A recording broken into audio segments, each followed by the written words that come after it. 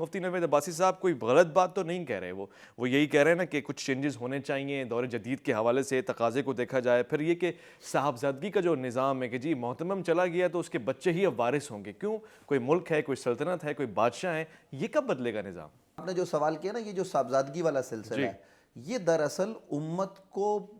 قرون اولا ہی سے مل چکا ہے۔ حضرت ابوبکر صدیق رضی اللہ عنہ نے اپنے بعد صاحبزادے کا انتخاب نہیں کیا، حضرت عمر نے کمیٹی ضرور قائم کی لیکن اپنے بیٹے کو کہا یہ حقدار نہیں ہو سکتا۔ حضرت عثمان ذی النورین کے بعد بھی حضرت مولا علی کرم اللہ وجہ الکریم نے بھی اپنے بیٹے کو نہیں بنایا، امام حسن مجتبیٰ کو لوگوں نے بنایا۔ لیکن اس کے بعد سے جو سلسلہ شروع ہوا نا کہ صاحبزادے کے بعد صاحبزادہ ایک ہی خاندان میں بنو امیہ ہوں یا بنو عباس ہوں، تو جب آپ پوری فکر پوری عمارت اس پر کھڑے کریں گے تو پھر یہ صاحبزادگی والا سلسلہ ہوگا۔ اگر تو صاحبزادہ اس قابل ہے کہ وہ درس نظامی پڑھا ہوا ہے، وہ نظام کو جانتا ہے، وہ مدرسہ چلا سکتا ہے تو ضرور چلائے،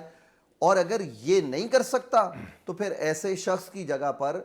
ایسا آدمی آئے جو انہی استاد صاحب کا شاگرد ہو، معتمم صاحب کا، تو وہ آگے بڑھائے۔ اور اگر بالفرض ایسا ہی ہے کہیں کہ انتظامیہ الگ ہوتی ہے اور مدرسے کے اندر کا نظام الگ ہوتا ہے، جیسے یونیورسٹیز ہیں، اب ظاہر ہے کہ یونیورسٹی کا جو چانسلر ہوتا ہے وہ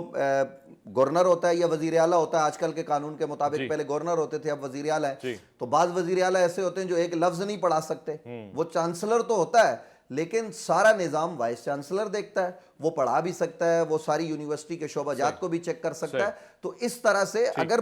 صاحبزادہ صاحب ہیں تو وہ عملاً اس میں جا کے مداخلت نہ کریں، تو اصلاح جو چیزیں قابل اصلاح ہیں جن میں اصلاح ہونی چاہیے، اہل مدارس کو اس پہ اعتراض نہیں ہونا چاہیے اور خواہ مخواہ میں مدرسے والوں کو تنگ بھی نہیں کرنا چاہیے۔ میں آپ کو بتاؤں کہ پیپلز پارٹی کا پہلا دور حکومت بھٹو صاحب کے زمانے میں